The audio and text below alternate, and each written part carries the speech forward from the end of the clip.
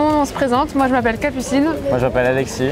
Et on est les ambassadeurs du Pass Culture pour le Festival de Cannes. On est arrivé mardi dernier à la gare de Cannes et on a tout de suite été dans le bain puisque dès qu'on sort de la gare, il y a des journalistes un peu partout, il y a des grandes voitures noires, on se dit qu'il y a des stars un peu partout, bon voilà. Et donc on a été accueillis dans une auberge qui est pas très loin de la Croisette. On a pu se poser un peu, rencontrer tout le monde et on a tout de suite eu une très bonne ambiance. On a rencontré aussi les jeunes qui font partie du groupe de l'AFCAE qui étaient là quelques jours avant nous. Et le soir même, on a déjà fait notre premier tapis rouge, c'était une expérience assez incroyable, on va pas se mentir. Monter les marches de Cannes, tout le monde en rêve, sincèrement, ça met des paillettes dans les yeux, tout le monde est bien habillé, il y a des journalistes, des photographes, c'était vraiment chouette.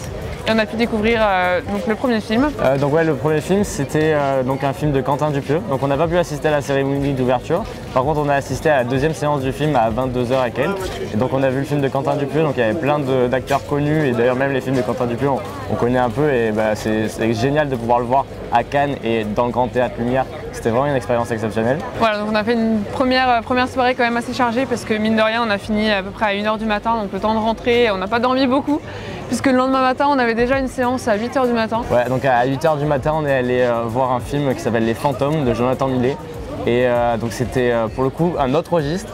En plus le matin, c'était de bon matin, c'était assez bizarre de voir ce film-là, mais il était hyper marquant. Donc en fait, c'était un film sur la guerre en Syrie.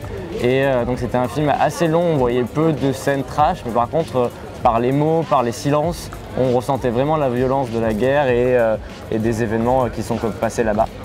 Ensuite, on a enchaîné avec une conférence, une table ronde plutôt, je dirais, avec le CNC, qui était vraiment dans le but pour les professionnels de savoir un peu les pratiques des jeunes dans le cinéma, comment on voit les prix, comment on voit les séances, à quelle fréquence on y va, nos idées pour attirer plus de jeunes au cinéma. Et donc c'était assez intéressant d'entendre un peu tous les points de vue de différentes villes. Après on est allé à l'AFCAE, dans un appartement très sympa, c'était un style de rooftop.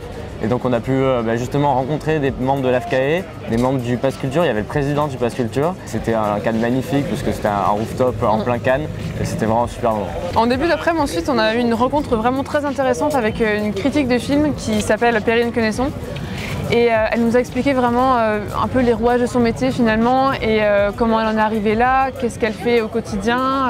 Et donc elle nous a vraiment expliqué aussi les différents prismes à travers lesquels elle va pouvoir voir les films. C'était une rencontre vraiment enrichissante puisque en plus elle est très sympa. Donc on a passé un super bon moment et ça a donné un peu de vocation à certains d'entre nous. Donc sincèrement, très bon plan. Bonjour, je m'appelle Yannick. Et moi je m'appelle Raphaël. Et nous sommes le jury Pass Culture. Alors en fait, le jury Pass Culture, c'est un jury qui va du coup être mis en place avec l'AFCAE durant le Festival de Cannes.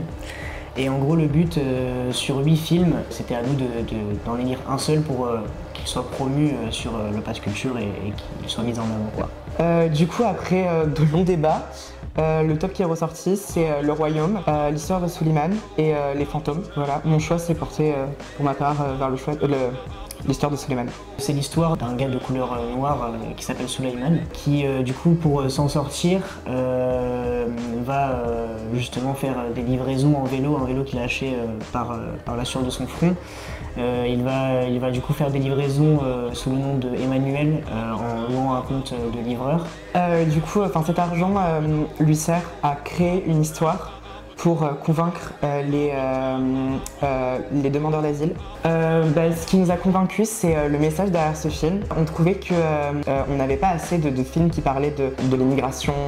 C'est un film important qu'il faut vraiment visionner pour comprendre ce qu'ils endurent. Moi je trouvais ça hyper concret comme film. Ça fait à peine 3 jours qu'on est là et on a l'impression d'avoir vécu une vie entière au Festival de Cannes, tellement c'est une bulle et tellement on a fait de rencontres, de films. C'était vraiment très chouette et en plus on s'entend tous bien dans le groupe, donc on a passé 3 jours vraiment très chouettes.